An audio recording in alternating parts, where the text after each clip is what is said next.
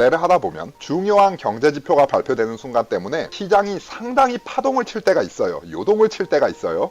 자, 그래서 나의 거래가 너무나 무리하게 실제로 반대 방향으로 가서 너무 손실이 커지기도 하고 아니면은 엄청난 수익이 나기도 하고, 자, 이렇게 경제 지표 중에 우리가 반드시 주의해야 될, 모든 경제 지표가 참 중요하지만 그 중에서도 손에 꼽히는 몇 가지 거래에 꼭 주의하셔야 될 그런 경제 지표가 있습니다. 그게 바로 거래 경험이 있으신 분들은 아마도 많이 접해보셨을 겁니다. 미국의 비농업 고용지수에 대해서 이게 어떤 의미를 갖는지, 거래에 얼마나 중요한지, 또 이 지표에 대해서 우리가 거래에 어떻게 액션을 취해야 되는지, 오늘은 이 부분에 대해서 이야기를 좀 해보겠습니다.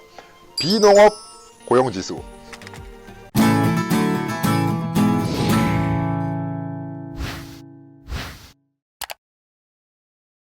비농업 고용지수라는 거는 Non-Farm Payrolls 그래서 NFP라고도 불러요. 말 그대로 해석을 해보면, 사전 뜻으로만 해석을 해보면 비농업, 농업이 아닌 분야의 고용의 지수. 여기서 우리가 일단은 생각을 해봐야 될 게, 고용이라는 말부터, 고용이라는 거는 일자리하고 연관이 되고요. 이 일자리라는 거는 무언가 사람이 소득을 벌어들이는 이런 소득과도 연관이 됩니다.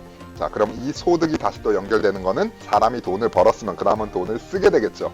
그래서 이는 곧 소비하고 연결이 되겠어 고용, 일자리, 소득, 소비, 이렇게 사이클처럼 연결이 되는 이런 개념이겠고요. 자, 그런데 농업이 아닌 분야, 공업도 있고 서비스업도 있고 4차 산업도 있을 수가 있고, 이런 농업이 아닌 분야에 고용되어 있는 수치를 지수화시켜서 발표들을 하는 거고요. 이 지수가 의미하는 게 무엇인가, 이 개념부터 우선 아셔야 돼요. 비농업에 고용된 종사자가 많다.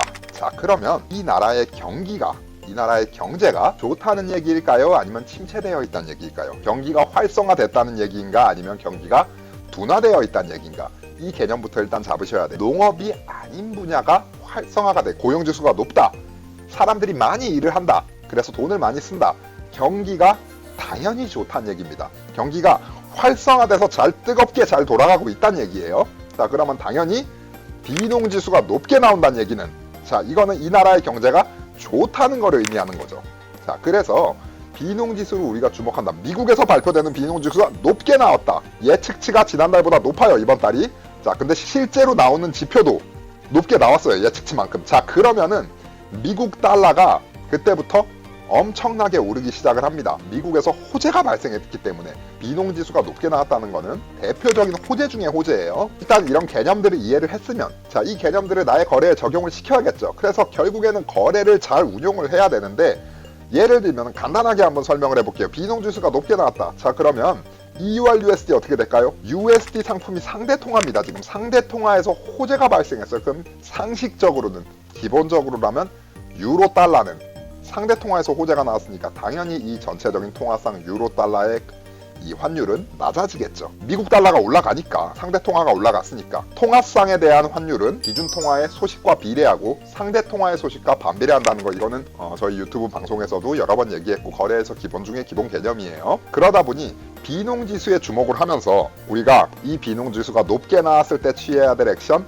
낮게 나왔을 때 취해야 될 액션, 자, 이게 거래마다 달라질 수가 있겠죠. 거래마다라기보다는 이제 내가 거래하는 통화상마다 달라질 수 있겠죠. 쉽게 말해서 USD 달러가 기준 통화로 잡고 있는 상품이냐, 상대 통화로 잡고 있는 상품이냐에 따라서, 자, 그래서 내가 바이를 취해야 되는지 셀을 취해야 되는지 이렇게 결정을 해주시면 되겠고요. 비농지수의 발표는 매월 첫째 주 금요일 밤에 발표가 되고요. 그런데 참 재밌는 거는, 자, 비농지수 발표 시간 정해져 있죠. 경제지표로 보면 나와 있어요. 비농지수 발표가 되기 전부터, 30분 전, 1시간 전부터 이미 시장이 막 요동을 치고 출렁이기 시작을 합니다. 엄청나게 올라갔다가 또 엄청나게 빠졌다가, 발표된 다음에는 발표된 수치를 따라서 방향이 또 자리를 잡고서 이제 방향 잡아가는 경우가 많고, 발표가 아직 나지도 않았는데 왜 시장은 이렇게 요동을 치는 걸까? 바로 거래에서는 어떤 게 작용한다? 심리가 작용하기 때문에. 자, 거래 심리라는 거 여러분들 얼마나 중요하냐면 두 가지가 있겠죠. 일단은 기대 심리라는 게 있을 수 있겠고, 우려 심리라는 게 있을 수 있겠고. 자, 예를 들면 어떤 회사가 있어요. 어떤 제약회사에서 암을 100% 치료할 수 있는 그런 약을 개발을 했어요. 자, 아니면은 핸드폰 배터리를 한 번 충전하면 한 달, 두 달 쓸 수 있는 배터리를 개발했다라는 이런 회사가 있다. 이런 식으로 암을 100% 치료할 수 있는 회사, 핸드폰 배터리를 아주 오랜 시간 동안 한두 달이나 쓸 수 있는 회사, 이런 식으로 회사에서 아주 특출난 제품을 출시한다라고 발표를 하면은 아직 제품이 출시가 안 됐어요. 아직 약이 안 나왔고 아직 배터리가 안 나왔어요. 자, 근데 이 발표가 남과 동시에 벌써부터 이 회사의 주가는 고공행진을 하기 시작을 합니다. 왜 그러냐? 사람들의 기대 심리가 있기 때문에. 실제로 제품이 나올지 안 나올지 아직 모르는데 사실은 발표 하나에, 소식 하나에 사람들은 엄청난 기대를 해서 투자를 하기 시작을 하는 거죠. 반대로 말이죠. 우려 심리라는 거는 예를 들면은 북한에서 미사일을 쐈어요. 아니면 일본에서 지진이 났어. 자, 그러면 일단 사람들의 마음의 심리가 상식적으로 봤을 때 우리가 전쟁이 날지도 몰라. 그리고 지진이 나서 나라가 참 이게 불안정해요. 자, 그런데 그런데다가 투자할 사람이 누가 있겠습니까? 했다가 곤두박질 칠 확률이 많은데.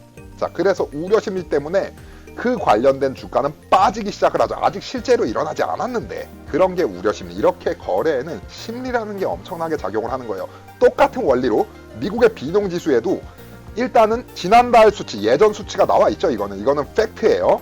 자, 근데 예측치라는 게 나옵니다. 항상 경제지표로 보면은 지난달에 이렇게 나와서 이번 달에는 얼마로 예상을 한다. 이런 예측치 때문에 아직 이번 달에 제대로 된 수치가 발표되지 않았는데도 사람들은 벌써부터 이쪽에 심리가 작용을 해서 올라가고 내려가고 이렇게 발표되기 전부터 시장이 요동을 치는 거예요. 자, 그러면 나는 거래를 어떻게 해야 된다? 발표가 나기 전에는 집중을 해서 관망을 해야 되겠죠. 어느 쪽으로 갈 거다. 자, 그리고 이런 어떤 중요한 발표와 시장이 엄청난 파동을 일으킬 거를 예상을 해서 이때는 거래를 하지 않고 관망을 하는 것도 좋은 전략이겠지만 이때를 틈타 노려 들어가서 단타 스캘핑을 치는 것도, 이것도 거래 전략 중에 하나예요. 반드시 이게 뭐 나쁘다는 건 아니에요.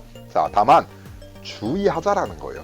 위험할 수 있으니까. 하루아침에 돈이 다 없어질 수도 있고 또 하루아침에 큰 돈을 벌 수 있으니까 거래에 있어서 일반적인 평상시 상황하고는 좀 다르니까 우리가 주의를 하자라는 차원에서 이 비농지수에 어떻게 대처해야 되는지 이런 부분을 좀 이야기를 해봤고요. 이전 수치, 예측치 감안하고 방향이 어디로 가겠다 이런 부분을 생각을 하셔서 내가 거래하고 있는 통화상에 적용을 하셔서 거래를 하시면 되겠습니다. 시정가 주문하는 것도 방법이고, 상황을 보고 있다가 정말로 뉴스 타이밍에 들어가서 나의 방향대로 그렇게 이제 거래를 해서 빨리 먹고 빠지는 것도 방법일 수 있겠고, 아니면 적은 라스로 뭐 안전하게 진입했다가 빠져나오는 것도 방법일 수 있겠고, 여러 가지 거래 전략이 나올 수가 있어요. 다만 이때만큼은 주의하셔야 된다. 그리고 시장이 엄청 요동을 친다라는 거, 실업률, 금리, 유명 인사들의 연설 이런 거하고 같이 비농지수 매월 첫째 주 금요일 꼭 기억을 하시고 거래에 반드시 주의하시면 좋겠습니다. 도움되셨으면 구독 한 번씩 눌러주시고 좋아요 한 번씩 눌러주시는 매너, 궁금하신 부분은 댓글로 남겨주시면 열심히 답변을 드리겠습니다. 오늘은 여기까지.